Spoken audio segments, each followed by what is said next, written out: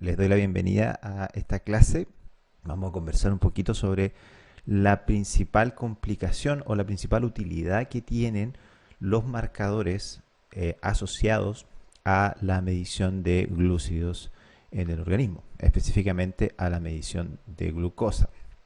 Glucosa, como ustedes sabrán, es por defecto la moneda energética metabólica más utilizada, que el elemento que va a ser principalmente eh, tomado por las células del organismo para posteriormente convertirlo a energía en forma principalmente de ATP.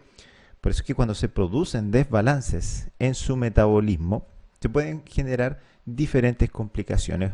Una de las más importantes es la diabetes mellitus. De hecho, en el laboratorio clínico, una gran cantidad de los análisis se corresponden precisamente a mediciones de glucosa. Si lo viéramos, por ejemplo, en cuanto a mediciones netas, o sea, al total de exámenes que se hacen en un laboratorio clínico en un determinado tiempo, veríamos que más o menos el 60% de esas prestaciones, de esos análisis, se corresponden justamente a mediciones de glicemia, ya sea principalmente basal o también poscarga, ¿sí? Por lo tanto, la principal utilidad que van a tener las mediciones de glucosa van a ser, por una parte, estimar cómo se encuentra el metabolismo de glúcidos, cómo se encuentra el organismo en predisposición a la utilización de esta glucosa, y en segunda instancia, y asociado también a lo primero, la detección de diabetes mellitus. Por lo tanto, vamos a hablar en esta clase principalmente de qué es diabetes mellitus, cómo se clasifica, cómo se maneja por el laboratorio y finalmente cuáles son sus complicaciones. Podemos definir la diabetes de varias formas, ¿sí? Hay varias sociedades alrededor del mundo. Tenemos la Federación Internacional de Diabetes, tenemos la Asociación Americana de Diabetes, la Sociedad Chilena de Diabetes. Todas ellas toman diferentes definiciones, pero que en el fondo apuntan a lo mismo, ¿sí? Haciendo un poco de historia, esta es una patología que ya se describía en la antigüedad. O sea, se han encontrado algunos jeroglifos de la época egipcia donde se describe sintomatología similar a la de la diabetes. Por lo tanto, se entiende que es una patología que está presente hace mucho tiempo acompañando a la humanidad. Sin embargo, el primero que le dio este nombre fue este caballero, Areteo de Capadocia, quien le dio justamente esta palabra, diabetes, que significa pasar a través de algo. La traducción literal sería como un sifón, como una llave, ¿no es cierto?, de paso. Y precisamente le puso este nombre porque una de las características que observaba en estas personas era que orinaban muchísimo y también bebían mucha agua, o sea, tenían mucha sed y también generaban grandes cantidades de orina. Hoy en día sabemos que eso se correlaciona con la polidipsia y la poliuria, que son uno de los signos más comunes, podemos decir, de los estados de diabetes descompensados. Además, estos antiguos médicos, podríamos decir, o personas que trataban patologías, enfermedades o condiciones de acuerdo al entendimiento de la época, detectaban también que justamente en la orina de estas personas se podía detectar un sabor dulce, ¿sí? Eran mucho más, obviamente no existía el concepto de elementos de bioseguridad y por lo tanto muchas veces se probaban estos fluidos para poder determinar este tipo de características. Por ese nombre se le dio también el apellido de mellitus, que significa sabor a miel, ¿no es cierto?, haciendo justamente relación al elevado contenido de azúcar que contenía la orina de estas personas. Si nos vamos a las definiciones actuales, podemos entender de que la diabetes es una enfermedad de tipo crónico, una condición crónica que se caracteriza por la ineficacia del organismo para poder manejar la glucosa en la circulación. Después de una carga de alimentos, ¿no es cierto?, después de una comida, es normal que se eleven las concentraciones de glucosa en la sangre. Obviamente, una vez que esta glucosa se absorbe en el intestino delgado, ¿no es cierto?, pasa al torrente sanguíneo y en el torrente sanguíneo es llevada hacia los órganos y hacia las células que necesitan energía para poder funcionar, ¿sí? El problema está en que cuando no se es capaz de manejar adecuadamente esta glucosa a nivel del torrente sanguíneo, se pueden producir complicaciones crónicas. Por lo tanto, en términos fisiológicos simples, podemos definir la diabetes mellitus como una alteración de la glucosa que tiende a una elevación crónica, ¿sí? Y debido a una ineficacia del organismo para poder manejar esta glucosa, principalmente asociada a la incapacidad de ya sea poder generar o de poder manejar la insulina, que va a ser la hormona más importante en el manejo de la glucosa sanguínea, tal y como habíamos visto en la clase de glúcidos. Esta definición que aparece acá está tomada de el Atlas de la Federación Internacional de la Diabetes del año 2019. La Federación Internacional de la Diabetes cada 2 años, entrega esta información resumida en cuanto a, podríamos decir, el estado actual en ese momento de la diabetes alrededor del mundo. Y aquí hay algunos datos interesantes. Esto también está tomado del Atlas de la IDF, de la Federación Internacional de Diabetes, pero tiene algunos sesgos que les voy a ir mostrando enseguida. Vamos a ver que aquellos países que estén más en rojo van a ser aquellos que van a tener una mayor prevalencia total de diabetes, mientras que aquellos que están en azul son los que, en azul más claro, los que tienen una menor prevalencia. Lo primero que podemos detectar es de que en todas partes existen pacientes diabéticos, ¿ya? Por lo tanto, es una enfermedad, una condición que no distingue raza, no distingue etnia, no distingue tampoco sexo, ¿ya? Si bien hay algunas diferencias en cuanto a mayor propensión en algunas etnias, por ejemplo, o a mayores factores de riesgo en determinados sexos, es ampliamente distribuida en la población, ¿ya?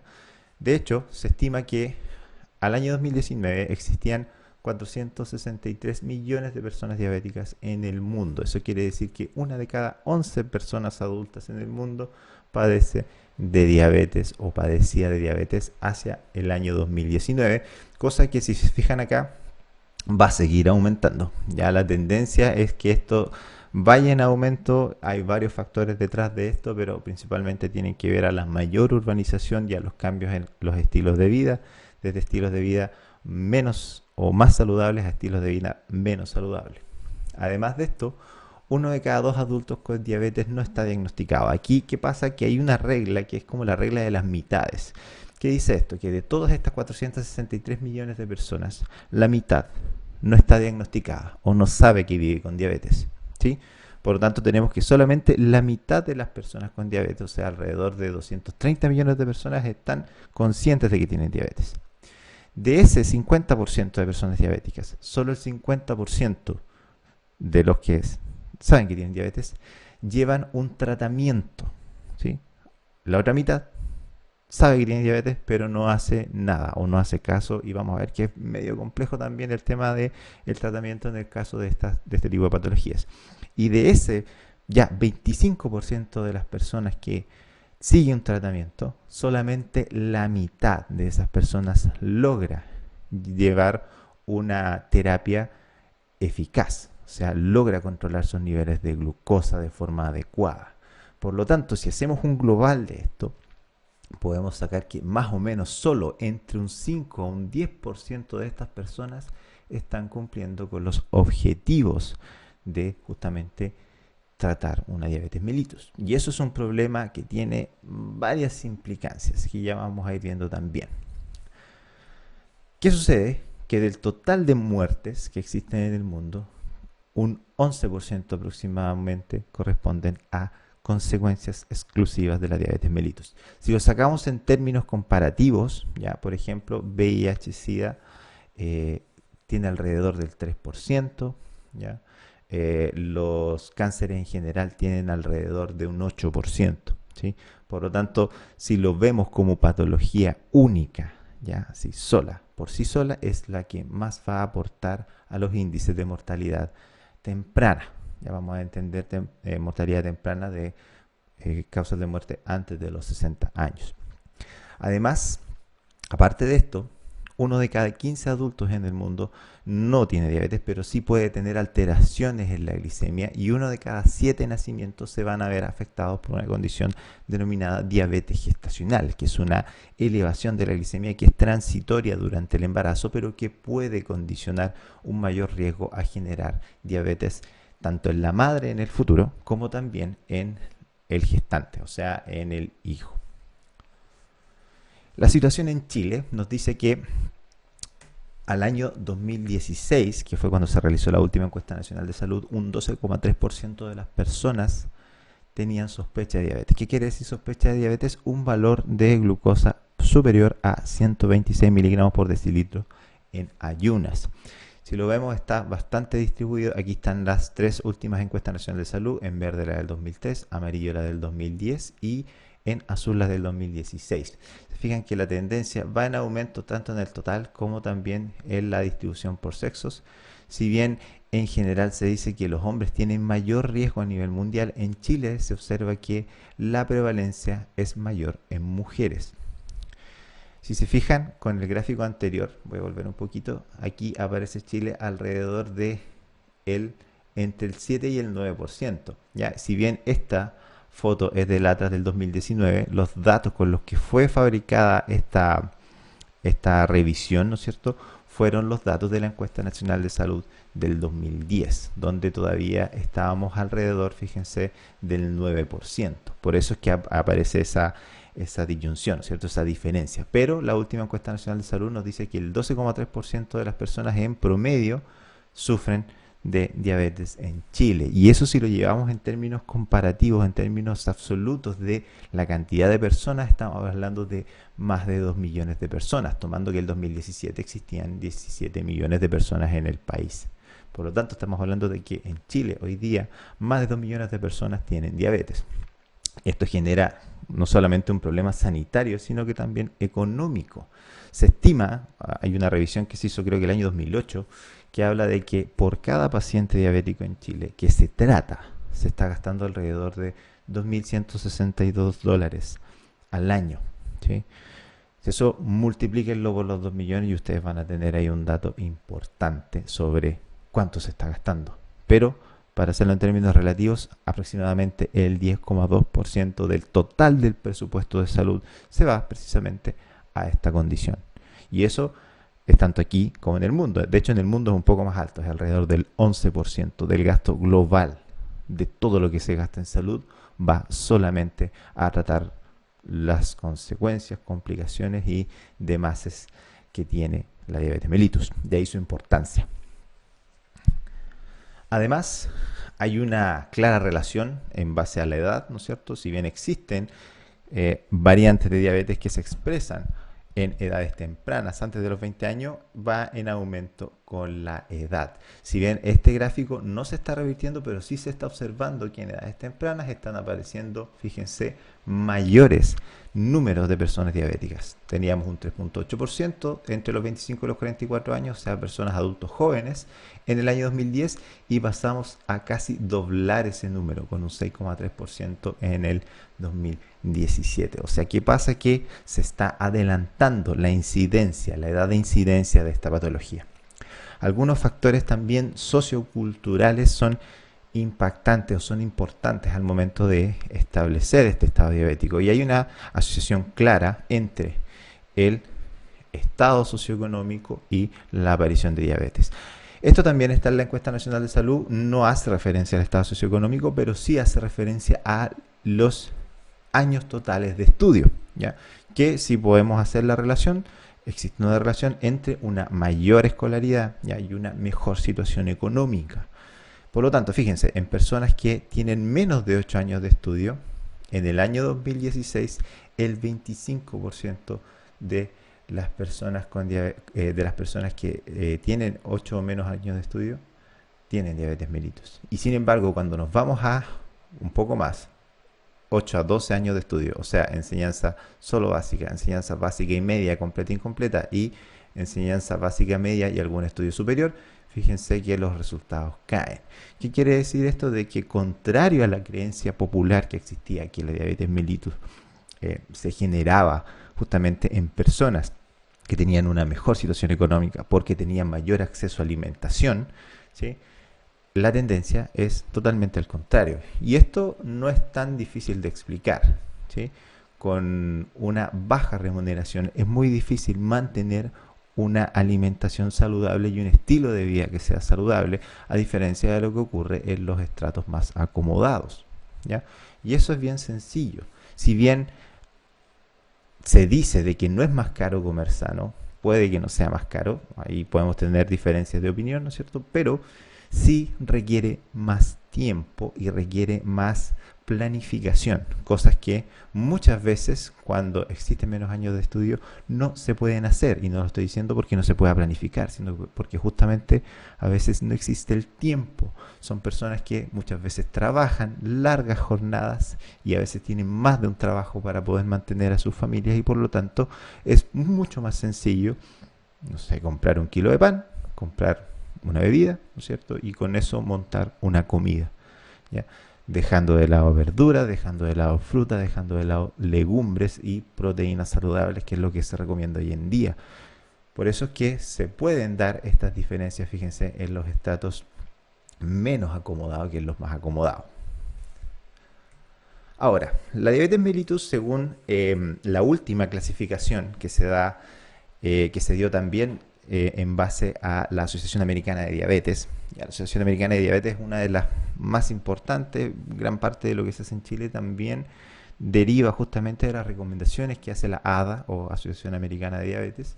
Y esto salió este año, ¿no es cierto?, en la revista Diabetes Care, que es una revista que podemos decir pertenece a la Asociación Americana de Diabetes y constantemente está publicando boletines y podríamos decir sugerencias y también reglamentaciones de acuerdo al diagnóstico y tratamiento de diabetes. Establece principalmente 4 tipos, ¿ya? Donde los más importantes y más relevantes van a ser la diabetes tipo 1 y la diabetes tipo 2, donde en la diabetes tipo 1 tiene una patogenia compleja, vamos a verla más adelante también, pero que está principalmente asociada a factores inmunitarios. ¿Qué quiere decir eso? Principalmente la diabetes tipo 1 se caracteriza por una muy baja secreción de insulina o cantidades indetectables de insulina en el organismo, y generalmente esa depresión en la cantidad de insulina que se secreta se puede deber a un ataque autoinmune, ya sea a las células productoras de insulina, a las células beta pancreáticas de los islotes de Langerhans, o a la insulina en sí misma en alguna de sus etapas de maduración, o también a los receptores de insulina, ¿ya? Ahora, en cualquiera de esos casos, sobre todo los dos primeros, ya donde tenemos ataque autoinmune, ya sea a la insulina o a los islotes beta, vamos a encontrarnos de que no hay secreción de insulina o no la podemos detectar en el laboratorio, ¿ya? Y eso va a generar que, como no hay insulina, se genere esta acumulación de glucosa en la sangre, porque no puede ingresar esta glucosa a los tejidos blancos de insulina.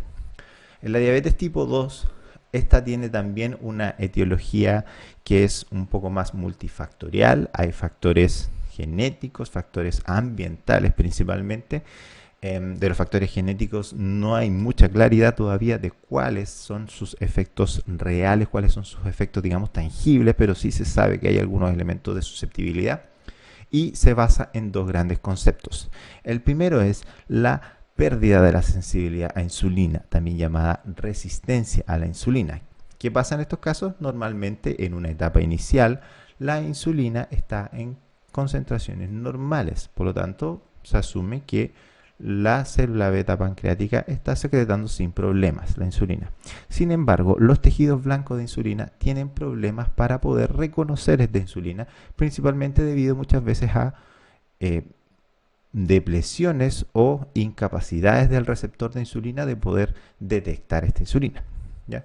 Esto también genera a largo plazo un segundo componente importante, que es una deficiencia relativa de insulina. Como los tejidos no responden, el páncreas se adapta generando más insulina, lo cual lleva a un agotamiento celular y que finalmente conlleva a que se pierda la capacidad del páncreas de generar insulina, generándonos niveles más bajos por debajo de los valores de referencia finalmente de la insulina plasmática, ¿sí? Existen también otros tipos de diabetes. Tenemos la diabetes gestacional, ya que también es bastante importante y la vamos a tratar, y que se debe a cualquier grado de intolerancia a la glucosa que se pueda detectar durante el embarazo, ¿ya? Y ojo que acá digo intolerancia a la glucosa, y lo hago consciente de que muchas veces se toma como un sinónimo de resistencia a la insulina. Sin embargo, tienen algunas diferencias que también vamos a detallar más adelante. Y existe un tercer tipo, o un cuarto tipo de diabetes, que son diabetes de otro tipo, ya que son, por ejemplo, diabetes secundarias a, por ejemplo, drogas, ¿sí? Diabetes asociadas a anormalidades genéticas en el receptor de la insulina, o diabetes que muchas veces se generan en base a una mutación puntual, o sea, solamente una mutación que ocurre en un determinado gen. Puede ser, por ejemplo, el gen de la insulina, el gen del receptor de la insulina, o algún gen de señalización de la célula beta pancreática, como por ejemplo el gen SUR1, ¿no es cierto?, que tenía importancia en este intercambio de sodio-glucosa para poder sensar la glucosa a nivel pancreático.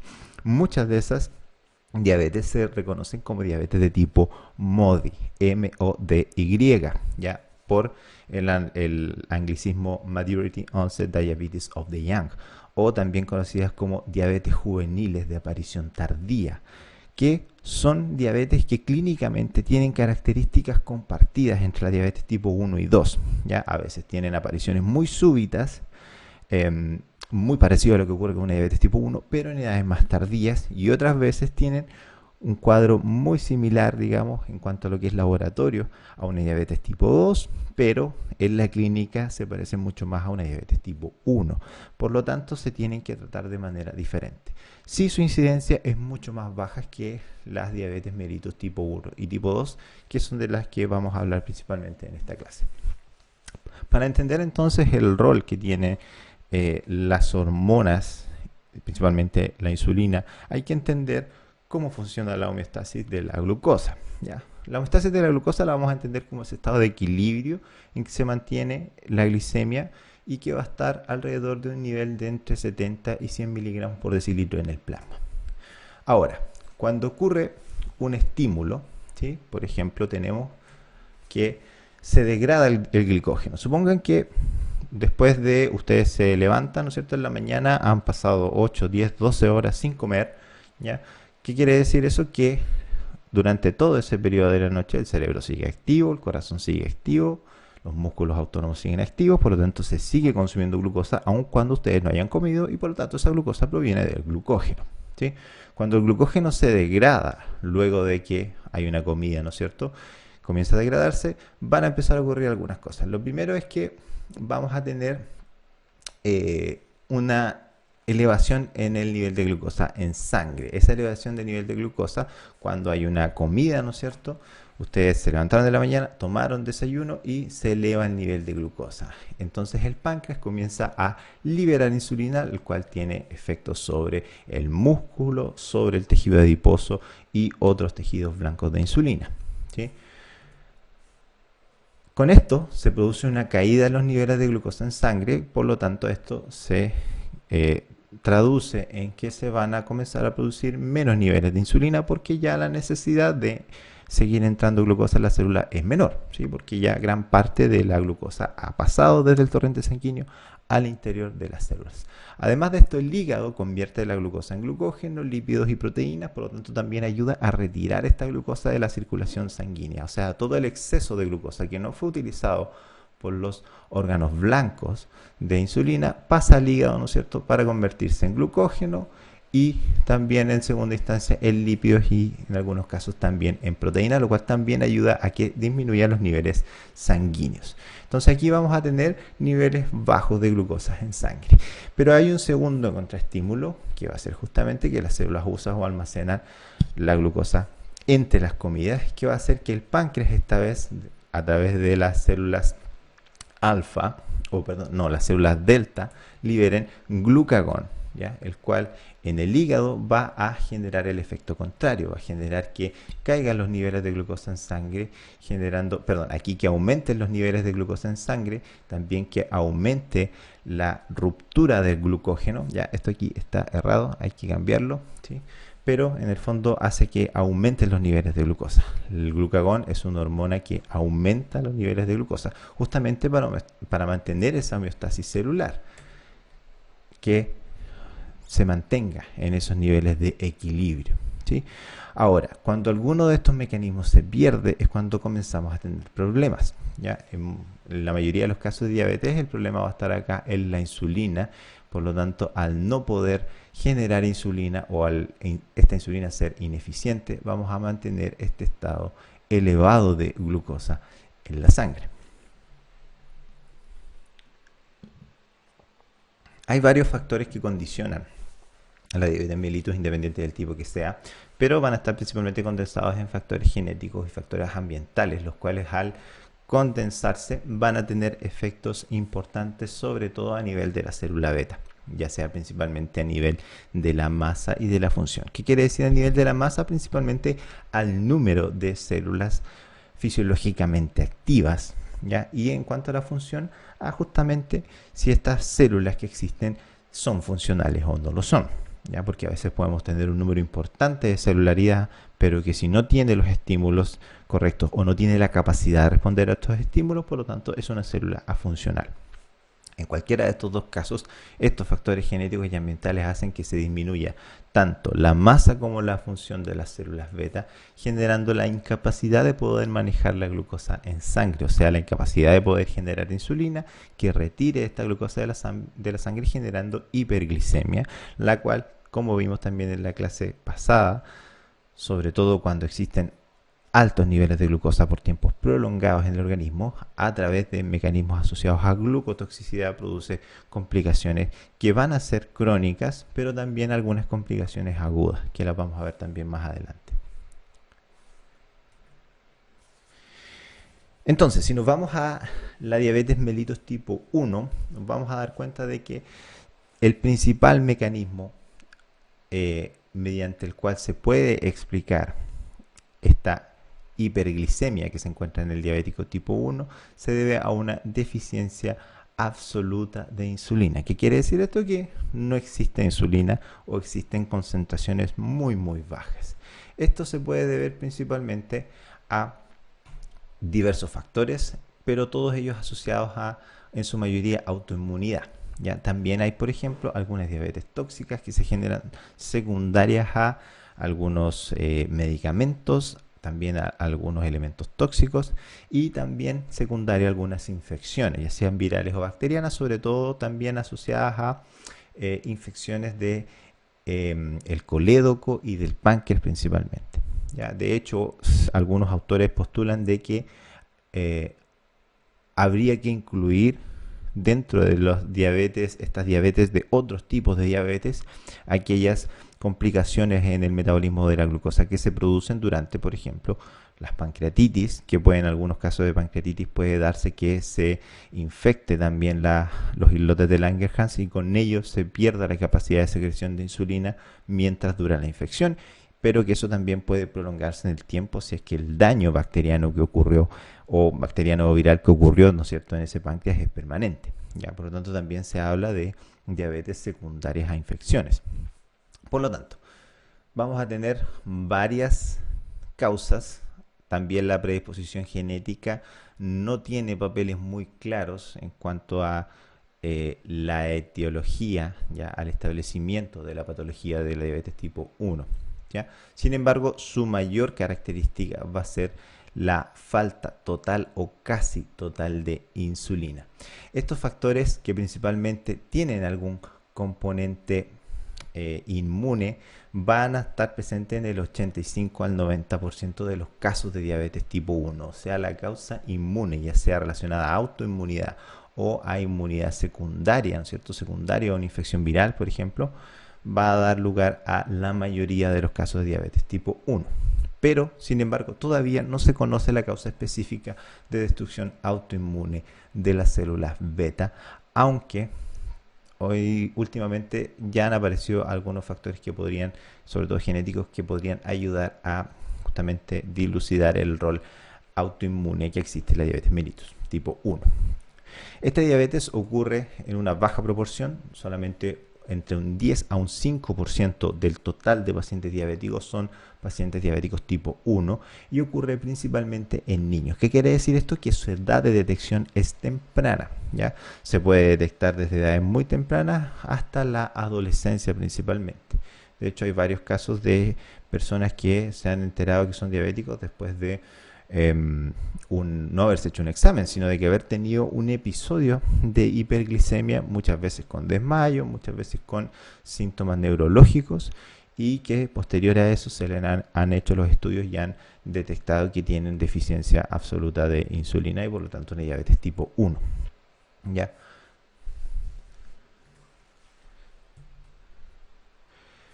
La diabetes mellitus tipo 2, a diferencia de la tipo 1, aquí no vamos a tener un rol de autoanticuerpos o de infecciones asociadas que puedan estar, ¿no es cierto?, dañando la célula beta en estos casos, sino que vamos a tener diferentes componentes. Se sabe que hay un componente familiar. No se sabe muy bien todavía cuál es el rol específico de la herencia genética que tiene la diabetes mellitus tipo 2. Sí se sabe de que pacientes que cuentan con antecedentes familiares de diabetes mellitus tienen una mayor susceptibilidad a generar la patología, ¿ya? Principalmente los factores que están acá relacionados van a ser la obesidad, ¿no es cierto?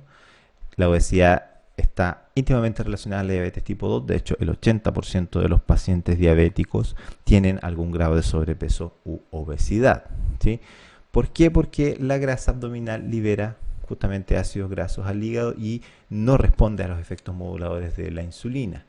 Por lo tanto, una de las principales características va a ser, en primer lugar, la insensibilidad a insulina. O sea, existe insulina, pero los tejidos no la pueden reconocer. Y en segundo lugar, una deficiencia relativa de insulina. ¿Y por qué relativa? Porque en los primeros periodos de la diabetes tipo 2 puede que la insulina se encuentre de forma normal o incluso aumentada.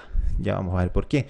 Pero a medida que va avanzando la enfermedad, comienza a decaer la capacidad de producir esta hormona, generando una deficiencia que puede llegar a no ser absoluta, pero sí puede llegar a ser importante, generando justamente estos efectos deleterios en el metabolismo y en la homeostasis de la glucosa.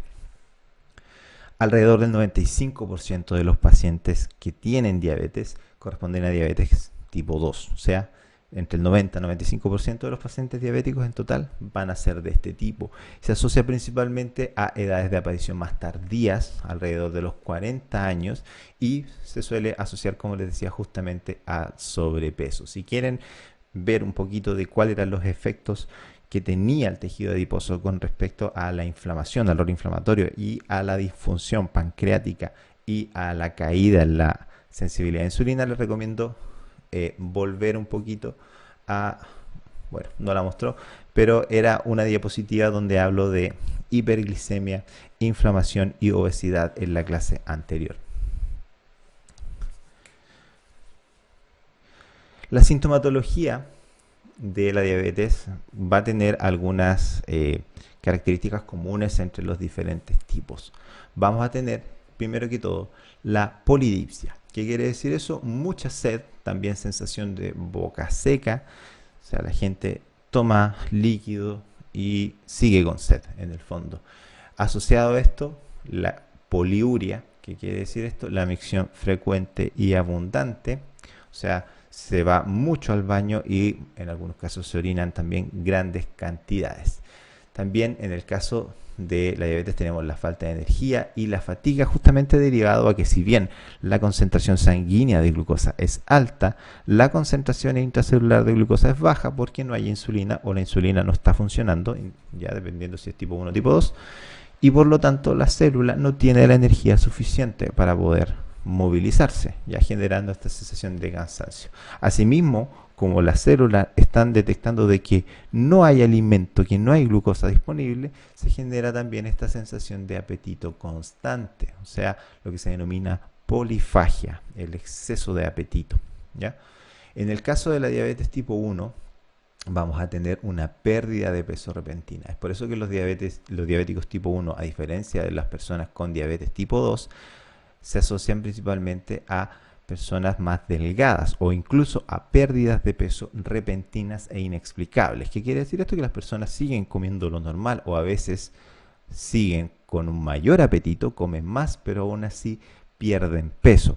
¿Por qué sucede esto? Porque el organismo, al no poder tener insulina, acuérdense que cuando no hay insulina, la glucosa no entra a la célula y por lo tanto, ¿de qué echa mano el organismo? Comienza a echar mano en primer lugar de los lípidos para generar cuerpos cetónicos que van principalmente a alimentar el cerebro, y cuando ya las reservas de grasa comienzan a escasear, comienza también a degradar proteínas para que los aminoácidos glucogénicos entren a la gluconeogénesis justamente y puedas generarse glucosa a partir de proteínas. ¿De dónde vienen estas proteínas? Principalmente de estructura. ¿Y cuál es el organismo estructural por defecto, podríamos decir, que está compuesto de proteínas? El músculo.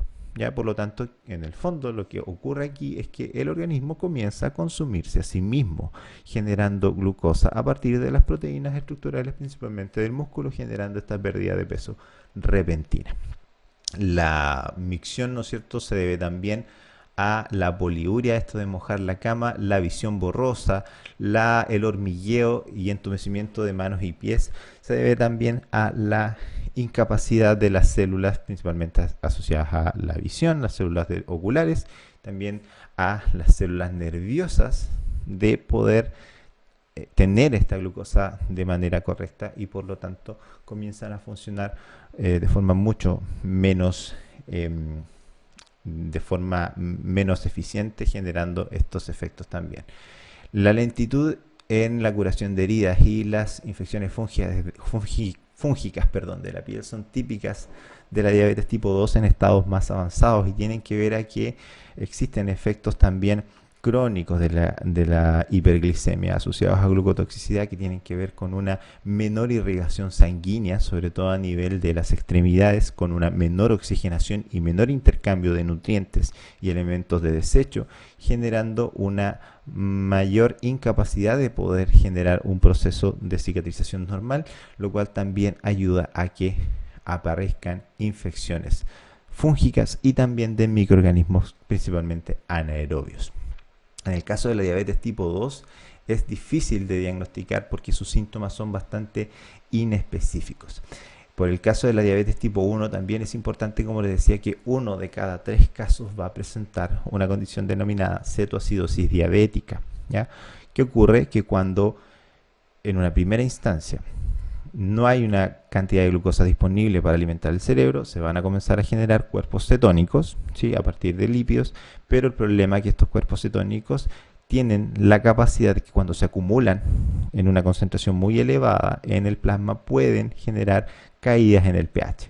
Cuando hay cuerpos cetónicos en la circulación se denomina cetonemia, ¿sí?, un estado de cetonemia, pero todavía los mecanismos de mantención de la homeostasis del pH pueden, ¿no es cierto?, controlar esos cuerpos cetónicos generando un estado de pH normal. O sea, hablamos simplemente de una cetonemia. Sin embargo, cuando esos mecanismos de mantención del pH ya comienzan a ser ineficaces para controlar la gran cantidad de cuerpos cetónicos que se están produciendo, se puede caer en un estado de acidosis derivado de cuerpos cetónicos. A esto se le denomina cetoacidosis, que es uno de los principales riesgos, una de las principales complicaciones agudas de la diabetes mellitus tipo 1 principalmente. También ocurre en la diabetes tipo 2, pero con menor frecuencia. Por lo tanto, hay muchos casos en donde varios pacientes se detecta que son diabéticos justamente cuando caen en cetoacidosis diabética. Porque en estos casos los signos de aparición de la glicemia van a ser repentinos y muchas veces van a ser rápidos en su progresión. O sea, estamos hablando de a veces dentro de un mes se puede generar esta progresión de tener un control adecuado de la glicemia a perder totalmente la capacidad de controlar la glucosa, generando un estado diabético, obviamente derivado de la incapacidad de producir insulina. Entonces, hablando un poco de la patogénesis, lo que pueden observar acá es un gráfico ya de por ejemplo, una prueba de tolerancia a la glucosa. ¿Se acuerdan que la vimos en la clase pasada, donde se da una sobrecarga de glucosa de 75 gramos disuelta en agua, ¿no es cierto? Y se hace antes de esa sobrecarga una medición de la glicemia basal, o sea, en el tiempo cero, después de un periodo de ayuno, y se va midiendo, generalmente se mide a las 2 horas, ¿ya? Pero sin embargo acá, para efectos ilustrativos, hicimos como sería también a los 30, 60 y 90 minutos. Esto es lo que ocurriría en una persona normal. Fíjense, acá tenemos en azul, ¿ya?, la glucosa, y en naranjo tenemos la insulina. Los valores de insulina de referencia van a depender. Pueden algunos decir entre 2 y 20 microunidades por ml, algunos dicen entre 5 y 15, pero va a estar más o menos alrededor de entre unos 10, 7 a 10 microunidades por ml en una persona sin ninguna alteración. Ahora bien, en esta persona que no tiene ninguna alteración, después de esta sobrecarga de glucosa, fíjense que el valor de glucosa basal está alrededor de 100 miligramos por decilitro, ¿no es cierto?, dentro del valor de referencia. Va a tener obviamente una elevación de esta glicemia, ¿ya? Puede ser variable, puede ser hasta 200, 300, 400, pero va a tener también una consecuente elevación de la concentración de insulina. O sea, el páncreas está respondiendo a este aumento de la glucosa, generando que esta glucosa vaya cayendo hasta acercarse a los valores de referencia nuevamente posterior a las 2 horas, ¿ya? Sin embargo, hay varios mecanismos, ¿no es cierto?, que van a condicionar que se pierdan estas condiciones de normalidad. El principal de ellos va a ser la insulinoresistencia, ¿ya? ¿Qué sucede? Si una persona comienza a tener deterioro en la secreción de insulina, fíjense que podemos tener este comportamiento. Si nosotros solamente medimos la glicemia basal, fíjense que vamos a tener un estado de normoglicemia, ¿ya? O sea, la glicemia está normal, está cercana a 100, ¿ya? Pero eso es porque existe un estado compensatorio debido a hiperplasia de las células beta pancreáticas. ¿Y cómo podemos detectar eso en el laboratorio? Haciendo una medición de insulina basal. A diferencia de lo que ocurría anteriormente, donde estábamos alrededor de 10 microunidades por ml, fíjense que ahora estamos alrededor de 50 microunidades por ml. ¿Qué quiere decir eso? Que la glicemia se está manteniendo, la glicemia basal se está manteniendo normal, ¿ya?, o dentro de los valores de referencia, pero no porque haya un estado, digamos, normal para poder manejarse diabetes, sino porque hay una hipersecreción de insulina de forma compensatoria, ¿ya?, para poder responder a la menor capacidad que tienen los tejidos de justamente ser responsivos a insulina.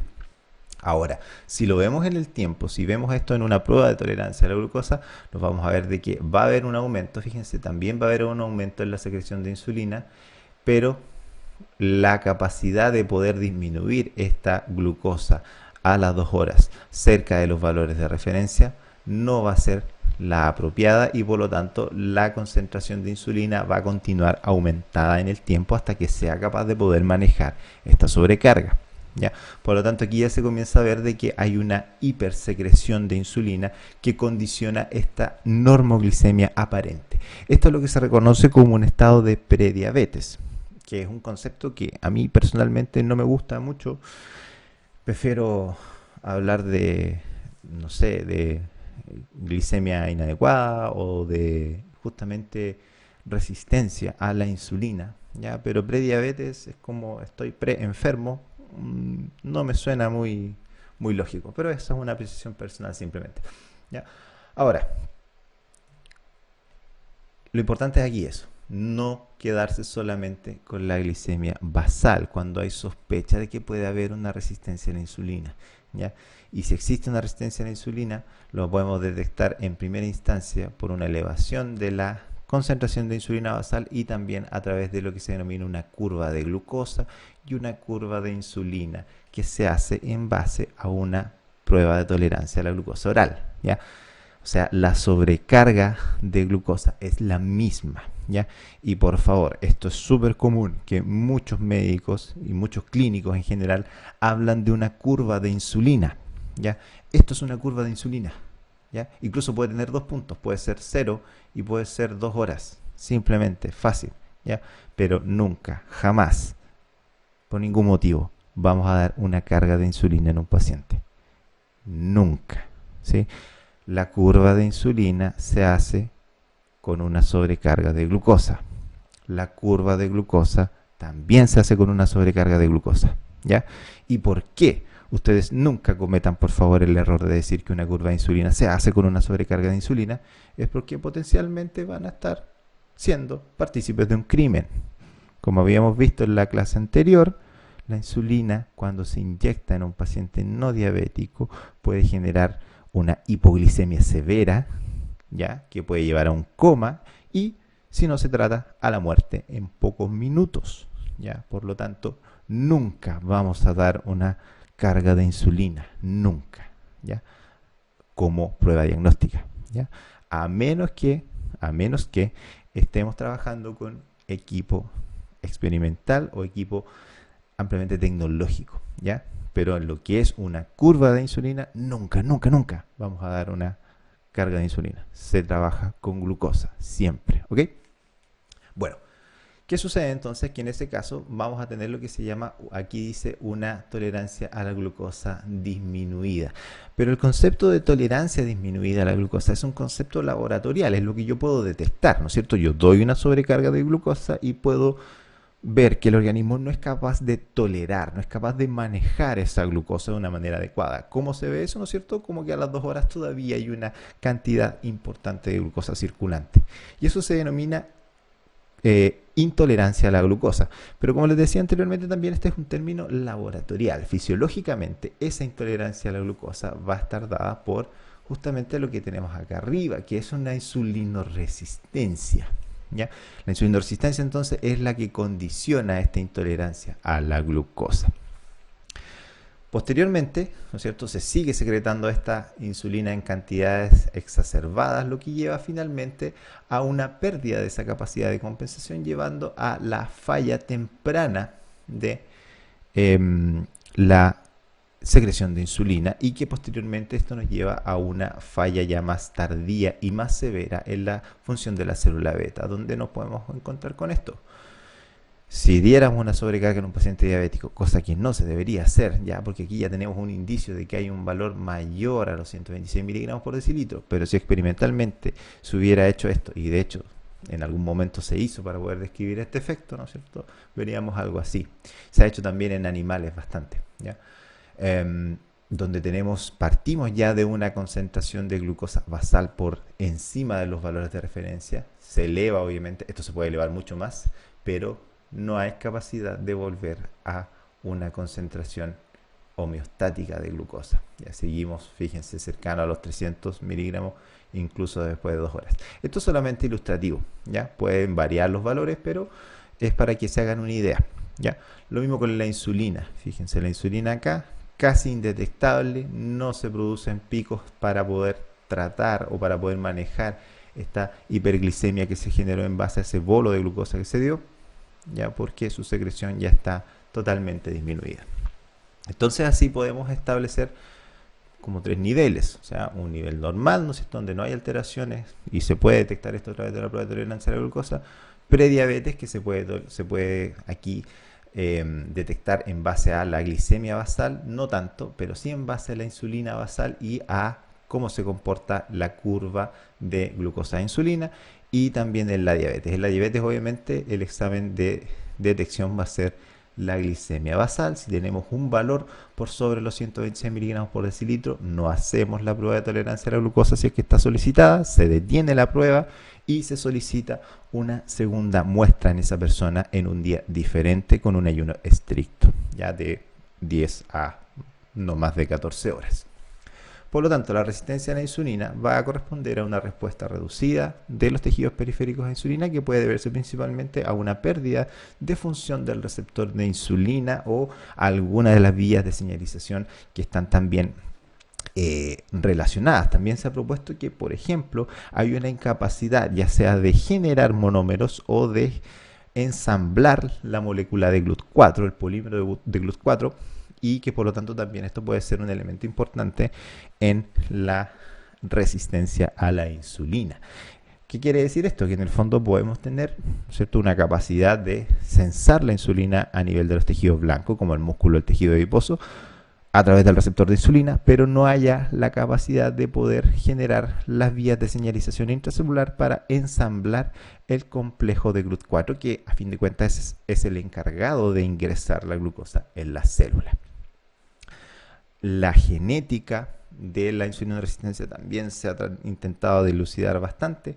Hoy en día aparece como promisoria también factores epigenéticos. ¿Qué quiere decir? Estos son factores que no dependen de mutaciones genéticas, de variaciones genéticas, sino que del estado de modificaciones químicas del ADN, principalmente metilación de guaninas y citosinas, y también de metilación de histonas. ¿Qué quiere decir eso? Cuando las histonas están metiladas, ¿ya? O hay una alta concentración de islotes citosina, guanina metilados, hay una menor proporción a que esos genes sean capaces de expresarse. O sea, por ejemplo, si el gen de la insulina estuviera altamente, o el del receptor de insulina estuviera altamente metilado, quiere decir eso que hay menor capacidad de generar moléculas del receptor de insulina, lo cual podría condicionar justamente la resistencia a la insulina. ¿Y por qué se hace importancia a la epigenética hoy en día? Porque se reconoce como factores que son traspasables de generación en generación, pero que se deben a cambios que son puntuales o que son de muy corto plazo. ¿Qué quiero decir con esto? Una característica genética, una mutación, se puede traspasar de generación en generación, ¿no es cierto?, de forma bastante sencilla, y no va a haber una modificación ambiental importante en esos casos. O sea, independiente de la dieta que yo lleve, el estilo de vida, voy a seguir manteniendo esa pieza, vamos a decir, ese gen mutado en mi genoma.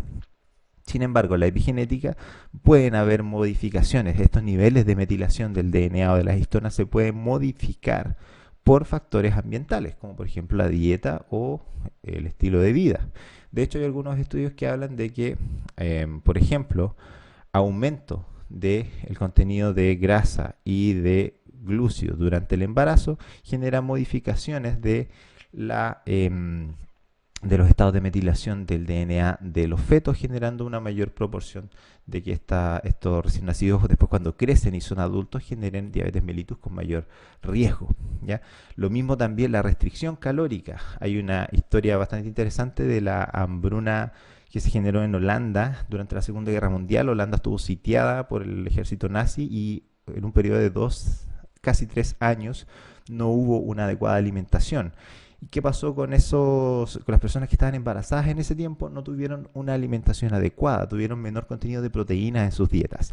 ¿Qué pasó? Que los bebés que nacieron después crecieron, algunos con bajo peso, ¿no es cierto?, al nacer, se desarrollaron sin problemas, pero cuando llegaron a la vida adulta, o sea, alrededor de los años 80, generaron diabetes con una proporción muchísimo mayor a las personas que habían nacido antes o después. ¿Y qué pasó? Que se detectó que, claro, justamente en esa época de hambruna se produjeron modificaciones epigenéticas, ¿ya? O sea, en estos niveles de metilación del DNA que hicieron que los fetos generaran lo que se denomina un fenotipo ahorrativo. Como estaban en una etapa donde había poca concentración de proteínas para alimentarse en esa etapa fetal, activaron varios genes de ahorro, o sea que en el fondo todo lo que recibían lo guardaban, ¿ya? Como para prepararse para un estado de inanición futura. Entonces, ¿qué pasa? Que estas personas, como después crecen, ¿no es cierto?, se desarrollan, se alimentan, ganan peso mucho más fácilmente que otras personas,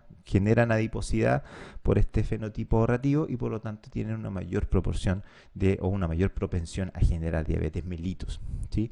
Y solamente por una modificación epigenética, o sea que no está en los genes, no es una cuestión de mutaciones, sino que se debe a algo que se adquirió por la generación de sus madres. Y lo más interesante aún es que los hijos de estas personas, o sea, los nietos de estas mujeres embarazadas que estuvieron durante la hambruna, también mantienen esas condiciones. O sea, además de eso, las condiciones epigenéticas son heredables, ¿ya? De generación en generación.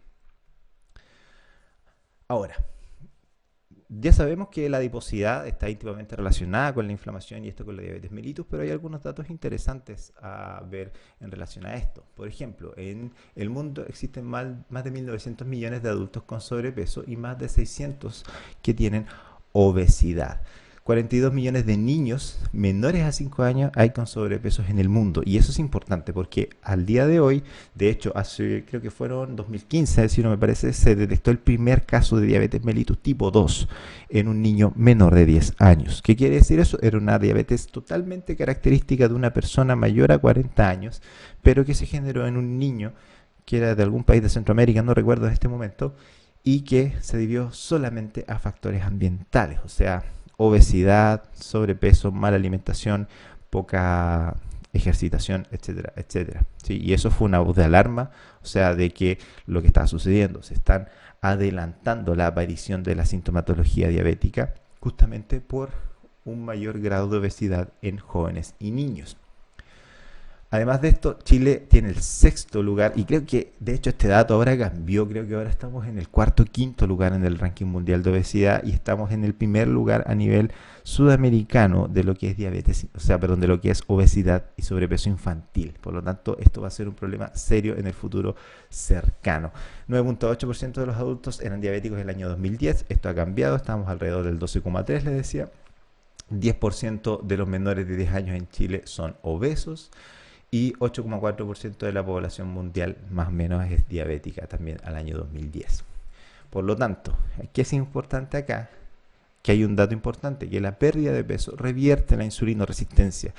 Por lo tanto, al revertir la insulinoresistencia puede también ayudar a manejar esta sintomatología diabética, ya sea impidiendo su establecimiento o incluso retrasándolo si no se puede impedir. ¿Ya? Por lo tanto, lo que se busca justamente en los objetivos terapéuticos de la diabetes es un manejo integral, no solamente farmacológico, sino que también en modificaciones en los estilos de vida, lo cual trae un problema asociado y es que cambiar estilos de vida es complejo. Una de las terapias que se ha visto para solucionar, entre comillas, la diabetes es la cirugía bariátrica. ¿Qué quiere decir eso? Se hace una resección de parte del estómago o se colocan bandas elásticas alrededor del estómago para restringir su contenido. Con esto se disminuye el apetito. Ya al disminuir el apetito se consume menos alimento, al consumirse menos alimento se comienza a generar oxidación lipídica para obtener energía, ¿no es cierto? Y con esto se produce una pérdida paulatina y bastante rápida también de peso en base a pérdida de la cantidad de grasa, ¿ya? Se produce una menor adiposidad y eso se ha visto que revierte en gran medida o ayuda, ¿no es cierto?, a la terapia diabética. De hecho, se ha establecido la cirugía bariátrica como la única aproximación quirúrgica para poder tratar la diabetes mellitus, pero está asociada o está recomendada para pacientes con obesidad ya de tipo 3, o sea, obesidad mórbida, con un índice de masa corporal por sobre 40, más o menos, ¿sí? Además, importante acá que hasta el día de hoy solamente se ha detectado un elemento que es capaz de revertir la insulinoresistencia sin cirugía y sin fármacos, ¿ya? ¿Y qué es? El ejercicio. El ejercicio aeróbico aumenta la sensibilidad a insulina y es el único elemento que hoy en día se ha comprobado que aumenta la sensibilidad a insulina, ¿sí? Todavía no hay un fármaco o un alimento que esté establecido que lo pueda hacer, a diferencia de lo que es el ejercicio. Por lo tanto, también al paciente diabético se le recomienda realizar ejercicio por este motivo. Un cuadro comparativo, ya se los dejo aquí para que lo vean, no lo voy a leer porque resume gran parte de lo que hemos visto hasta ahora en relación a la frecuencia, la edad de establecimiento, factores de riesgo, patogenia, ¿no es cierto?, niveles de péptido C y terapia, que lo vamos a ver también más adelante. La población en riesgo, esto está tomado de la guía clínica de diabetes mellitus del MinSal, van a ser principalmente dos grupos. Primero, todas las personas mayores de 45 años ya tienen un punto de riesgo, por así decirlo. Y por otro lado, los menores de 45 años que tengan sobrepeso y adicionalmente uno o más de estos factores que están acá. Historia familiar de diabetes mellitus, haber tenido antecedentes de hijos macrosómicos o haber tenido diabetes gestacional, ser sedentario, hipertenso, tener alguna dislipidemia, ¿ya?, tener algún examen previo de intolerancia a la glucosa, tener algún estado de insulinoresistencia. ¿Qué pasa? Que la insulinoresistencia no es exclusiva de la diabetes, ¿ya? Hay algunos otros estados, como el síndrome metabólico, como el ovario poliquístico, que también cursan con resistencia a la insulina sin generar diabetes, ¿ya? Y también la enfermedad cardiovascular como antecedente de historia familiar también puede ser un condicionante. Entonces, si una persona tiene 45 años y además de eso tiene sobrepeso, sedentarismo, ya tiene 3 puntos de esta lotería nefasta de la diabetes mellitus, ¿sí? Por ejemplo, algunos estudios realizados en Chile involucran algunos factores interesantes. Ya tenemos que para la diabetes tipo 1, la edad, el género van a ser algunos factores porque la tipo 1, aparece a menor edad. La tipo 2 va a tener un mayor riesgo a medida que se avanza en la edad. En Chile se detectó también un mayor riesgo de diabetes tipo 2 en mujeres. Y en cuanto a orígenes étnicos, en la novena región, en la región de la Araucanía, justamente en nuestra región, se detectó un menor riesgo en aborígenes. En un estudio que se hizo el año 2006 por La Arenas, se detectó que la incidencia de diabetes mellitus en población mapuche fue de 0.42 por cada 100.000 habitantes, mientras que la incidencia en población no mapuche era de 1.27 por cada 100.000 habitantes, o sea, más del doble en población no mapuche. O sea que en este caso la etnia, ser de etnia mapuche, sería un factor, entre comillas, que retrasa la aparición de diabetes mellitus. La migración urbano-rural, por lo que veíamos de los cambios de estilo de vida, se cambia un estado de trabajo mecánico, de trabajo físico, por uno de trabajo más sedentario. Ya se trabaja más en oficina, justamente eso aumenta el riesgo de una vida sedentaria, y el nivel educacional, o sea, menor riesgo con mayor años de estudio, tanto para la diabetes tipo 1, pero esto se invierte, fíjense, en la diabetes tipo 1, perdón. Ya en la diabetes tipo 1 hay mayor riesgo en los niveles altos, en la diabetes tipo 2 mayor riesgo en los niveles educacionales más bajos. Por algún motivo, esto no se sabe por qué, aparece también una mayor cantidad de diagnósticos de diabetes tipo 1 en la etapa del otoño, ¿sí? Se cree que puede ser debido a la importancia que tiene la vitamina D.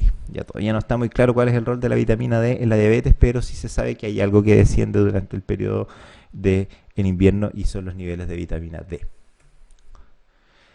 El tercer caso, o el tercer gran grupo de diabetes, va a ser la diabetes gestacional, que va a ser aquella diabetes que se pesquisa por primera vez durante el embarazo. ¿Ya? De hecho, vamos a adelantar esto, se define, esta es la definición de diabetes gestacional, como cualquier forma de intolerancia a la glucosa detectada durante el embarazo. ¿Ya? Esa es la definición actual.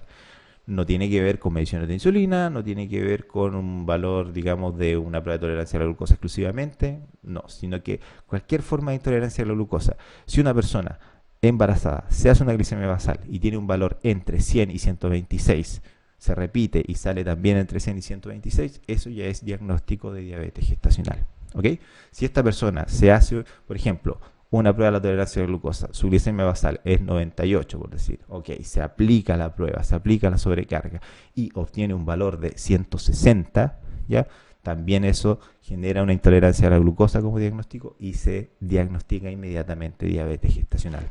¿Ok? Cualquier forma de intolerancia a la glucosa durante el embarazo determina que el feto y el recién nacido generen mayor mortalidad debido a la macrosomía, o sea, un peso aumentado mayor a 4 kilos al nacer, hipoglicemia, hiperbilirubinemia y otros trastornos que pueden ser menos frecuentes, pero que aparecen más en estos pacientes, en estos recién nacidos macrosómicos.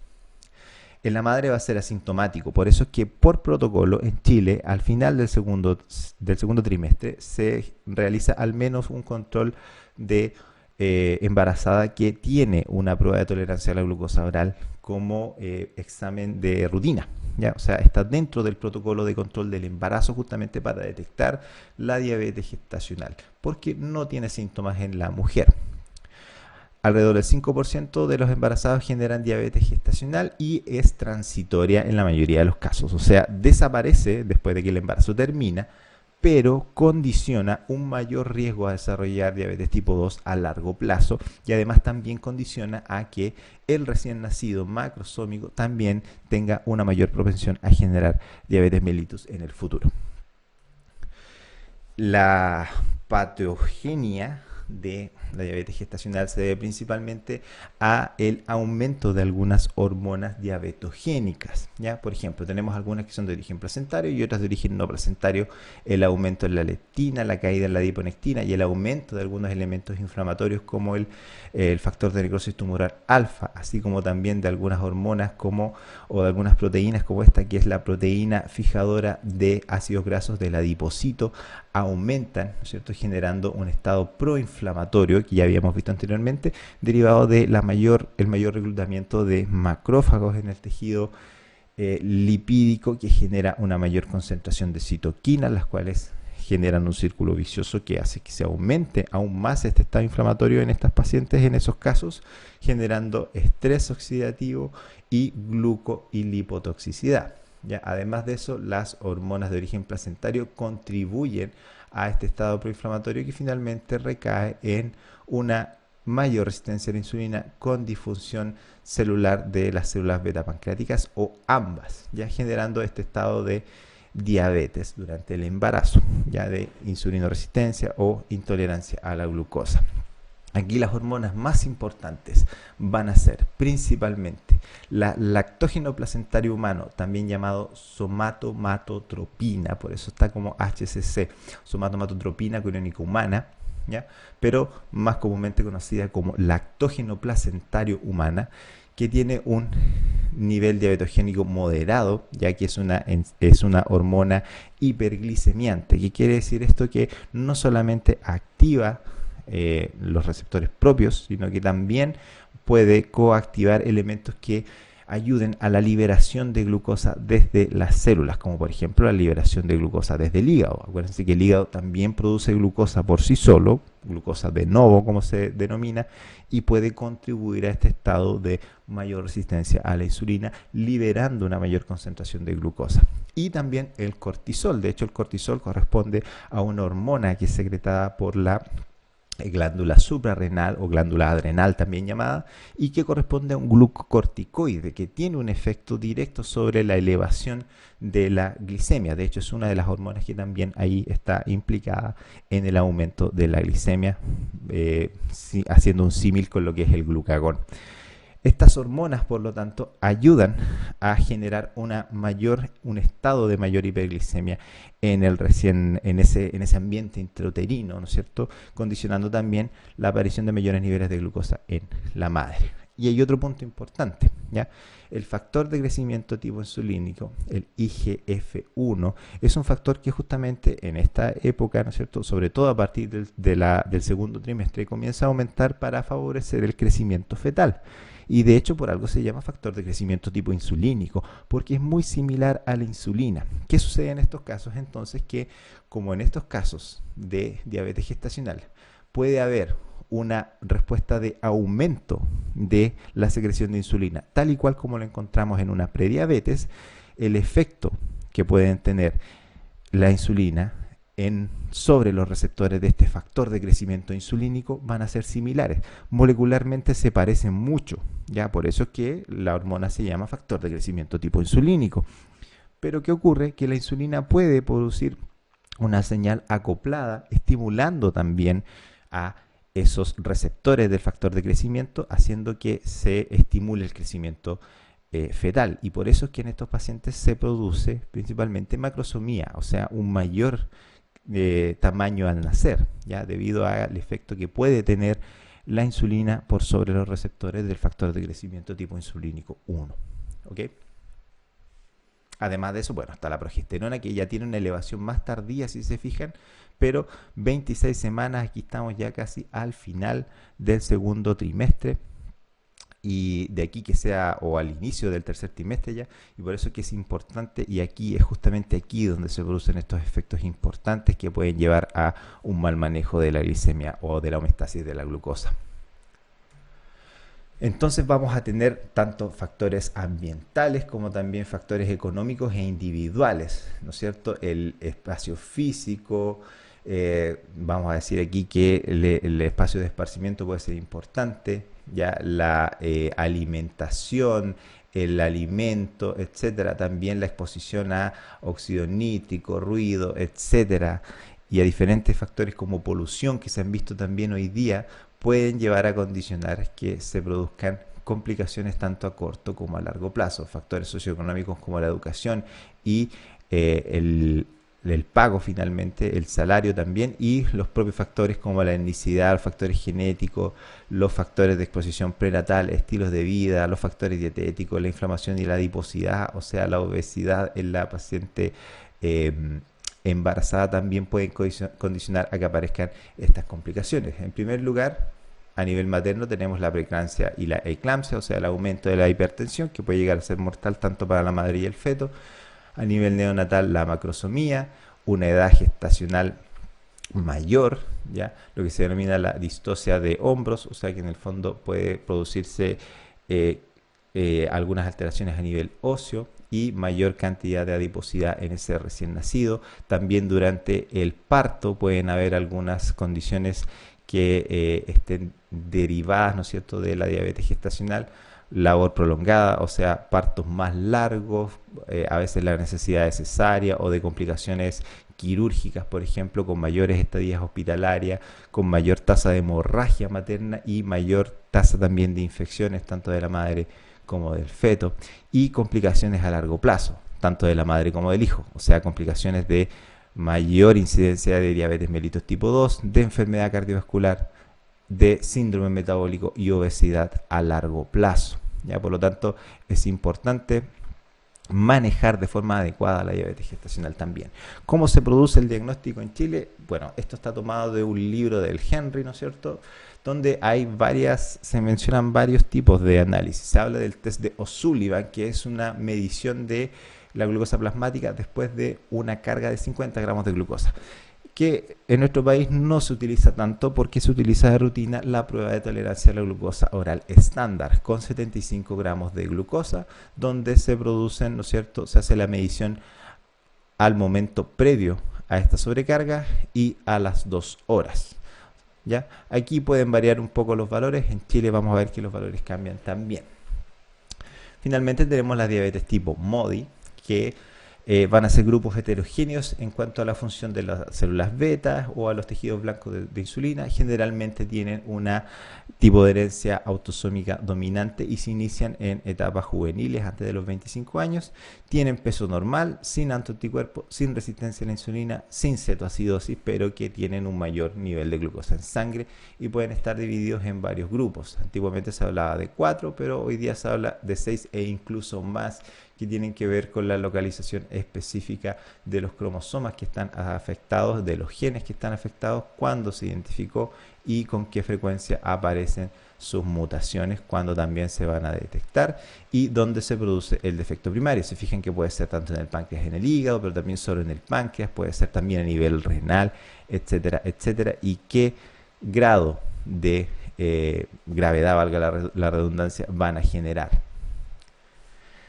Bien, hasta aquí esta primera parte. Vamos a seguir hablando del manejo por el laboratorio de la diabetes mellitus.